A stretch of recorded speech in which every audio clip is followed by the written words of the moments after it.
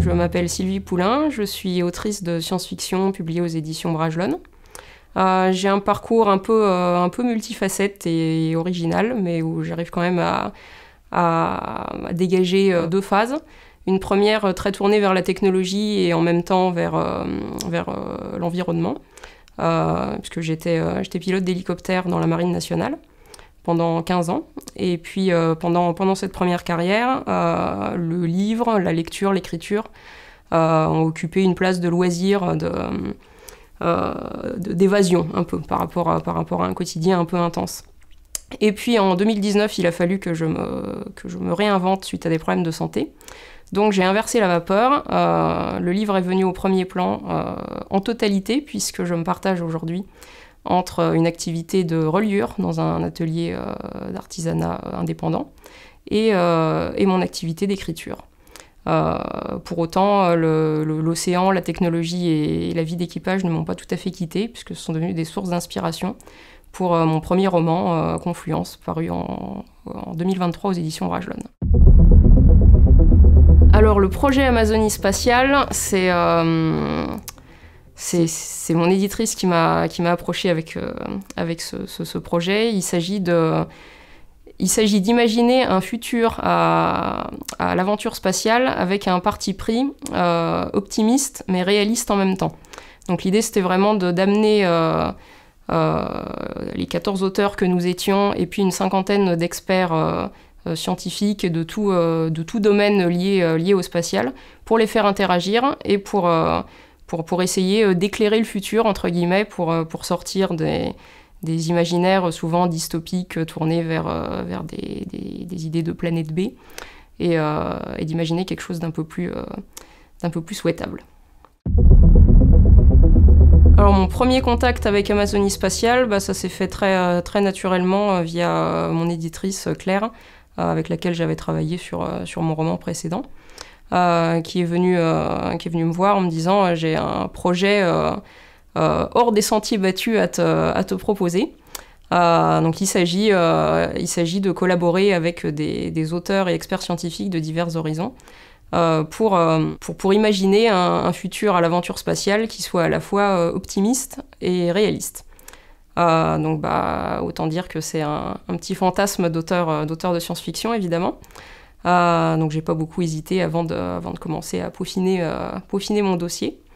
Et puis par ailleurs, je fais partie d'un groupe d'auteurs avec lesquels on a l'habitude de s'épauler, de progresser et de travailler ensemble. Donc en fait, on a préparé ce projet et nos dossiers ensemble, déjà dans l'esprit de collaboration. Et puis on a eu la joie d'être retenus à trois de ce groupe d'amis en fait pour embarquer ensemble sur Amazonie Spatiale. Donc on est arrivé comme ça avec un enthousiasme partagé dès le début. Comme un espèce de tourbillon de rencontres et d'apprentissage en tout genre, mais vraiment hyper fécond. D'habitude, quand on a besoin de faire des recherches pour un projet, des recherches documentaires, on fait des recherches sur Internet, on lit des ouvrages de vulgarisation. Là, les informations, elles sont venues à nous, avec toute la richesse et la densité des gens qui le vivent au quotidien. Donc on peut pas demander mieux en fait pour s'inspirer. Oui, est-ce que j'étais lectrice de science-fiction, bien sûr. Un peu comme tout le monde, ado, j'ai commencé par des classiques. J'ai lu Asimov, Herbert, Pierre Boulle. Aujourd'hui, je continue, j'explore une SF un peu plus tournée vers l'humain et ses défis actuels autant qu'intemporels. Je me tourne vers Octavia Butler, Émilie Kerbalek ou Ursula Le Guin. Mais le point commun à tout ce panel de science-fiction très varié, c'est que le spatial sert de creuset d'imaginaire hyper efficace pour évoquer des questions actuelles.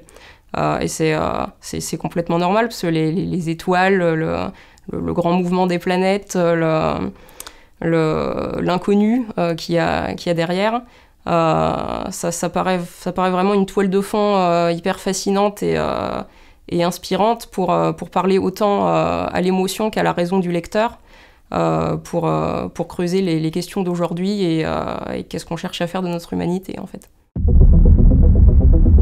Les contraintes liées au projet, en fait, je dirais qu'elles ont plus nourri mon écriture qu'elles ne l'ont vraiment restreinte.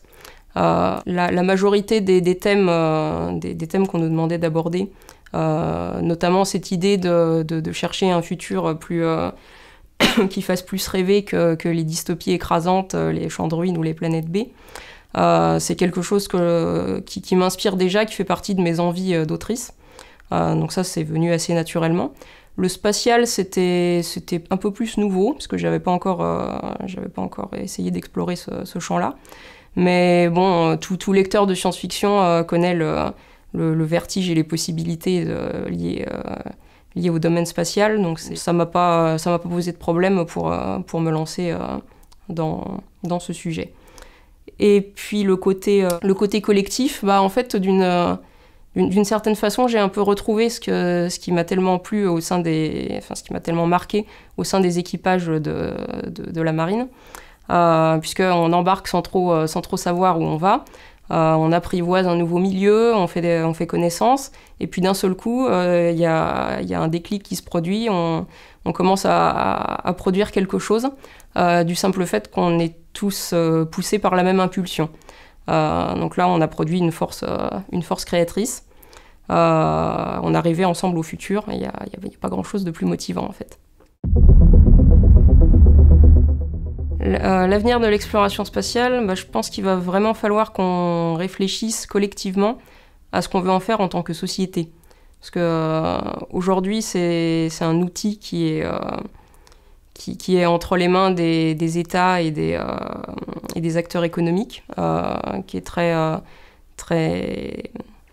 tourné vers la concurrence, les enjeux de pouvoir, etc. Donc je pense que, un peu comme le changement climatique, en fait, je pense que la société civile a son rôle à jouer là-dedans et peut l'utiliser comme un vecteur de pouvoir et d'influence.